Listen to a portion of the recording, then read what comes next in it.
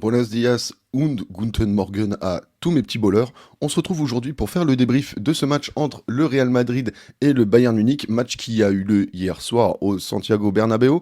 Et ce match devait justement marquer la deuxième demi-finale pour connaître l'affronteur entre le Borussia Dortmund et le Real Madrid ou le Bayern Munich. Et contrairement à ce que beaucoup de gens attendaient, on aurait pu penser à un nouveau classiqueur après celui de 2013 à Wembley, entre le Bayern Munich et le Borussia Dortmund. Seulement, le Real Madrid a fait le taf et a fait ce qu'il fallait pour empêcher que le classiqueur se reproduise à nouveau 11 ans plus tard. Et pour ça, on va justement résumer le match à travers plusieurs parties et on va revenir d'abord sur le déroulé de ce match, qu'est-ce qu'on a pensé de la prestation du Bayern Munich et du Real Madrid dans ce match. Pour venir uniquement sur ce match, il faut le dire, le Real Madrid est une équipe qui est très difficile à jouer au Santiago Bernabéu, que tu t'appelles le Bayern Munich, que tu t'appelles Manchester City ou n'importe quelle autre équipe au monde, il n'est jamais facile de jouer un match retour au Santiago Bernabéu en Ligue des Champions. Et maintenant que c'est acté, on va parler maintenant du contenu du match, et dans ce contenu justement, qu'est-ce qu'on en a vu ? On a vu un Real Madrid à l'opposé de ce qu'on a vu au match aller. Au match aller, le Real Madrid a essayé de dominer un maximum ce match, et enfin de plutôt jouer le contre, on va dire, parce que le Real Madrid a montré qu'il avait des capacités mentales à laisser jouer les adversaires, à les laisser dominer, mais à en revenir quoi qu'il en coûte en fin de match. Et c'est ce qui s'était un peu déroulé au match aller avec justement le Bayern Munich qui ouvre le score, le Real Madrid qui revient. Et finalement, quand on voit l'issue du match aller, on se disait que le Bayern Munich avait dominé ce match et que sans deux erreurs de Kim Min-jae, le Bayern Munich aurait pu remporter le match à l'Allianz Arena.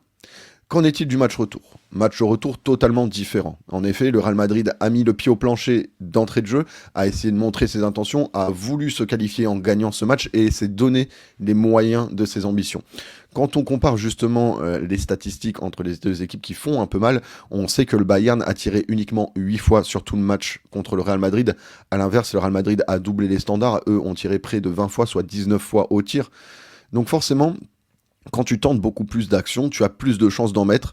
Il faut quand même souligner l'énorme performance de Manuel Neuer, malgré sa boulette sur le deuxième but. Je pense que sans ce gardien, tu peux éventuellement prendre 3, voire 4, voire 5 buts au Santiago Bernabéu ce soir de la part du Bayern Munich. Il faut le dire, le Bayern a quand même bien contenu le Real Madrid une bonne partie du match, enfin une bonne partie. Il y a eu 0-0 à la première mi-temps, et en deuxième mi-temps, c'est finalement, à la surprise générale, le Bayern Munich qui ouvre le score sur un contre avec une très belle frappe de Alphonso Davies, qui justement peut-être marque des points ce soir dans la campagne de recrutement du Real Madrid. Et derrière, que se passe-t-il ? Le Bayern a, comme beaucoup d'équipes, l'occasion de tuer ce Real Madrid. Parce qu'ils n'ont eu l'occasion, que ce soit à l'aller, aussi bien qu'au retour. Et au retour, qu'est-ce qui se passe ? À la 84e, il me semble, ou 85e minute, t'as un contre. T'as un contre du Bayern Munich et ce contre, il est à 3 contre 1. Si tu mets ce contre, tu as 2-0 à moins de 5 minutes de la fin du match. Et t'as réussi ton hold-up. Et là, pour le coup, t'as réussi ton hold-up parce que bien que le Real Madrid ait dominé ce match, là, c'était plutôt eux qui prenaient le risque de se faire avoir en contre et c'est ce qui aurait dû se passer. Et quand je vois justement les conséquences de ce contre non abouti, parce que pour ceux qui me connaissent et qui ont un peu parlé pendant le match avec moi, je disais que justement, ce contre, il fallait le mettre. Parce que derrière, si le Real Madrid égalisait, t'avais l'air futé. Que se passe-t-il moins de 2 minutes plus tard ? Égalisation du Real Madrid. Égalisation du Real Madrid, et tu ne peux rien dire parce que le Real a poussé, a fait ce qu'il fallait pendant tout ce match. Et forcément, tu peux avoir le doute sur est-ce qu'il y a hors-jeu sur l'un des deux buts du Real Madrid ? Absolument pas. Et eux, ils ont joué les actions jusqu'au bout.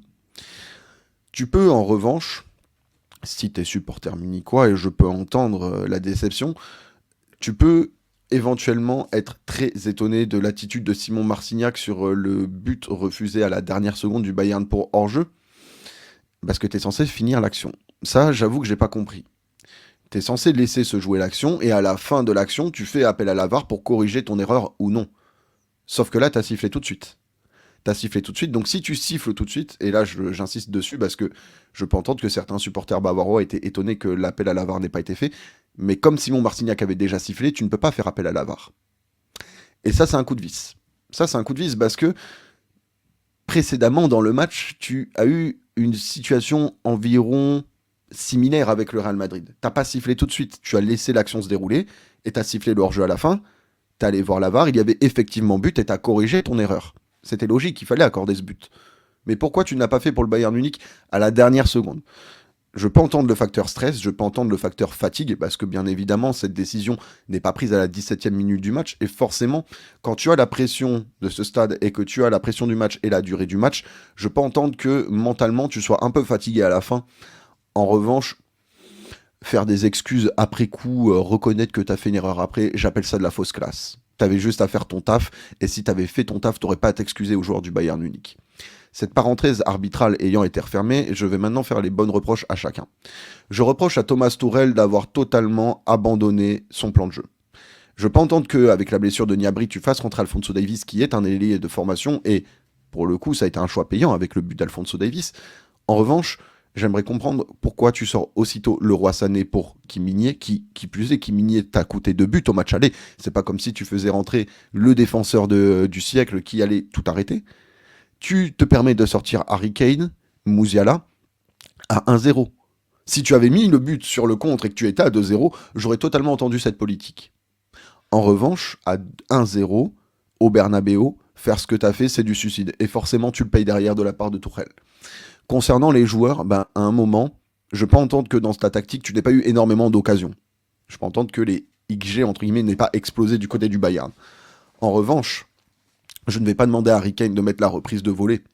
Par contre, je vais demander que sur le contre, à 3 contre 1, tu te dois d'aller au bout et tu te dois de le mettre. Parce que finalement, ce contre, il n'est pas anodin. Et quand tu vois les conséquences du contre raté derrière et les 2 buts du Real Madrid, tu te rends compte que le foot, ça se joue encore à des détails et encore plus dans ce genre de match à très haute tension. Parce que là, finalement, tu passes de classiqueur en finale face au Borussia Dortmund et une probable victoire en Ligue des Champions à saison blanche. Et c'est totalement ce qui est arrivé au Bayern Munich hier soir.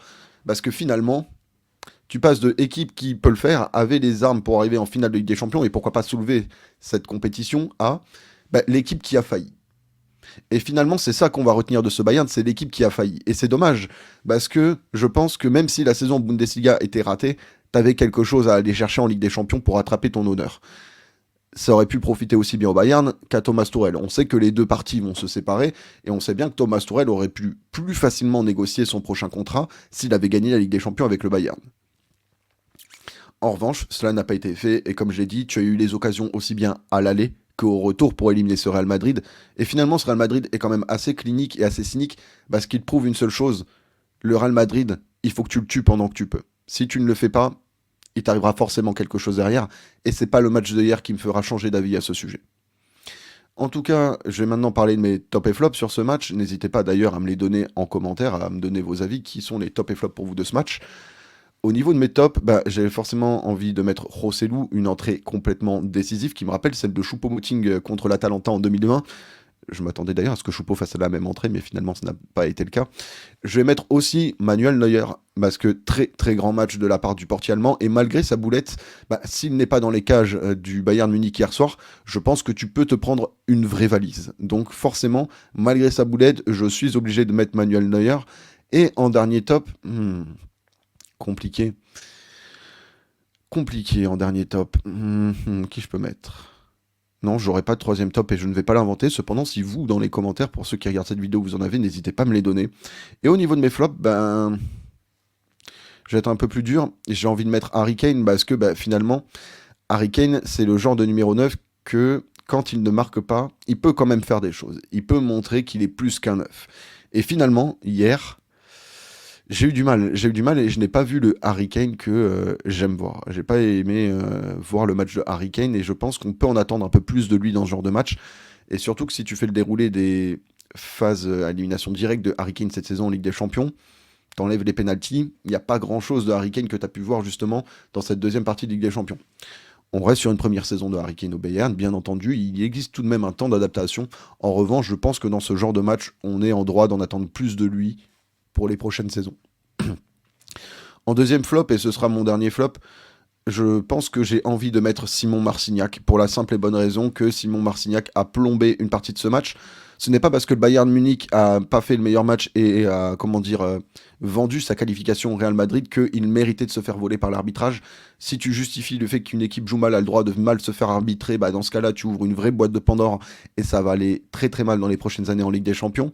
En revanche, voilà, t'as fait un match plutôt correct, mais là-dessus, tu as vraiment changé le cours du match parce que il faut pas se cacher. Si le but du Bayern est accepté, tu pars en prolongation. Je ne dis pas que le Bayern Munich aurait éliminé forcément le Real Madrid, encore plus à Bernabeu en prolongation. En revanche, je pense qu'on aurait eu à faire un autre match et je pense qu'on avait le droit d'assister à ce match-là. Pour les personnes qui ont regardé ce live, en tout cas, n'hésitez pas à liker et à vous abonner si le contenu vous a plu et si vous êtes nouveau sur la chaîne. N'hésitez pas à me donner votre avis en commentaire sur ce que vous avez pensé de ce match, ce qui vous a plu, ce qui vous a déplu. On se donne rendez-vous très prochainement, en tout cas, sur cette chaîne pour continuer à débriefer l'actualité du football. C'était un petit puzzle de mots et de pensées. Que le football français repose en paix.